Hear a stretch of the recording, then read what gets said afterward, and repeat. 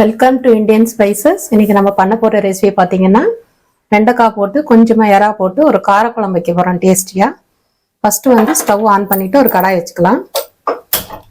Stove on பண்ணியிருக்கேன் நான்.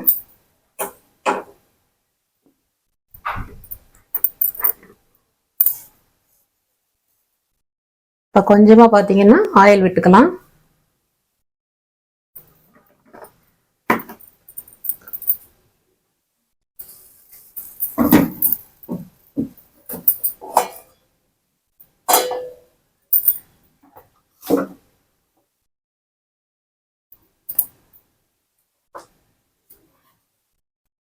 எண்ணெய் கொஞ்சம் சூடேறின உடனே கொஞ்சமா கடுகு போட்டுக்கலாம்,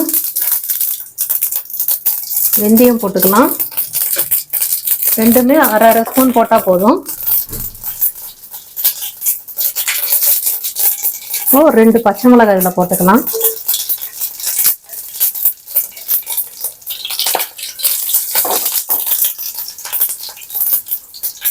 ஒரு கைப்பிடி அளவுக்கு வெங்காயம் போட்டுக்கலாம்.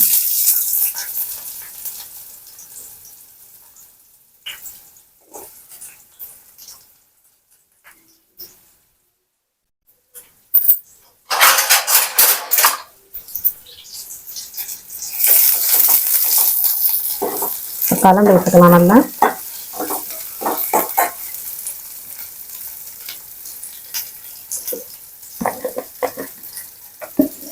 வெங்காயம் கொஞ்சம் நல்லா வதங்கி வரும்போது ஒரு 1/4 டீஸ்பூன் மஞ்சள்தூள் போட்டுக்கலாம்.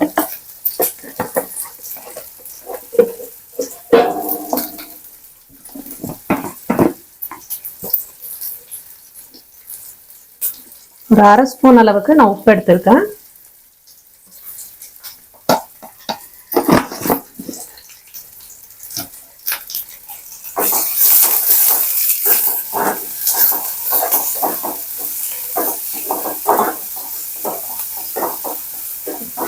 உப்பு நம்ம வெங்காயத்தில் சேர்க்கறதுனால சீக்கிரமாக வெங்காயம் வந்து சாஃப்ட் ஆகிட்டு நல்லா வதங்கி வந்துடும்.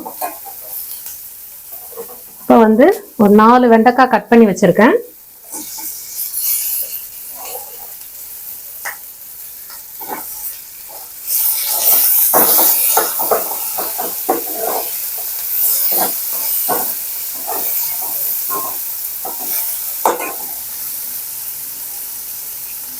ஒரு பெரிய சைஸ் தக்காளி கட் பண்ணி வச்சிருக்கேன்.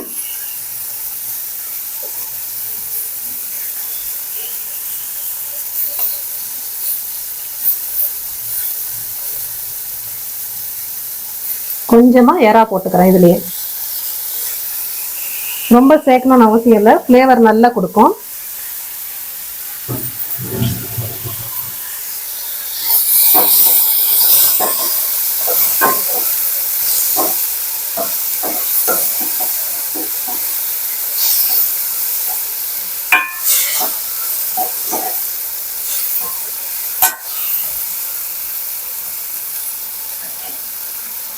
சிம்ல வச்சு ஒரு 5 நிமிஷம்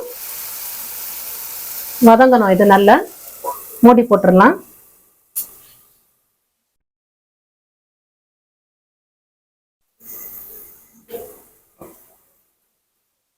புளி வந்து நான் ஆல்ரெடி வந்து கொஞ்சமா புளி எடுத்து கரைச்சி வச்சிருக்கேன். அவங்க புளிப்புக்கு ஏற்ற மாதிரி.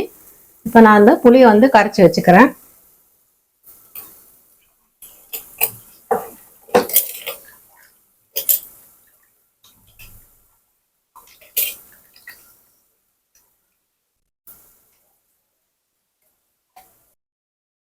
ஒரு 5 மினிட்ஸ் ஆயிருக்கு சிம்மிலேயே.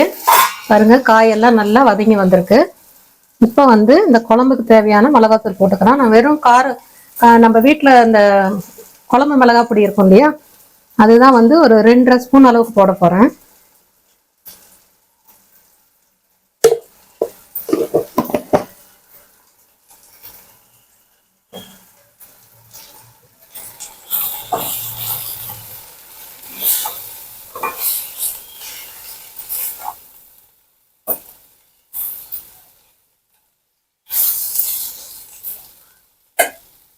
கொஞ்சமா இதுல தண்ணி விட்டுக்கலாம்.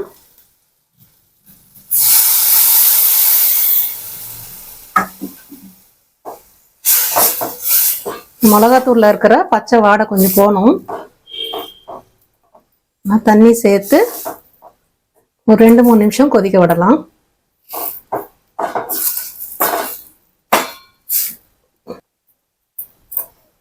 பாருங்க கொதிக்க ஆரம்பிச்சிருக்கு.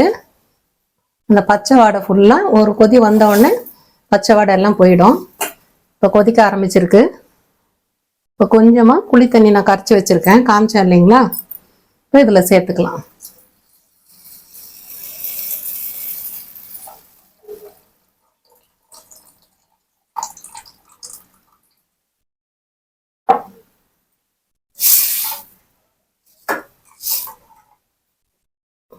நல்லா ஒரு 6-7 நிமிஷம் நல்லா கொதிச்சு வரணும் குழம்பு. மூடி வச்சிடலாம்.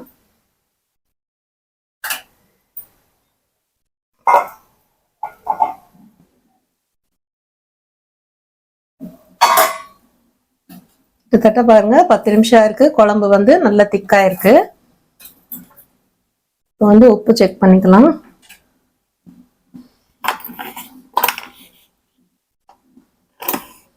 உப்பு இந்த அளவு தேவைப்படும்.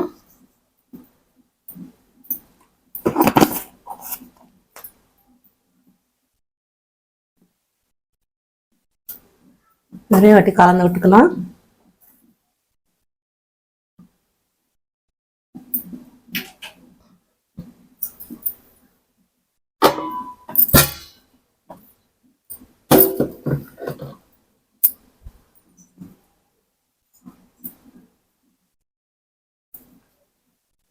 இதுல பாத்தீங்கன்னா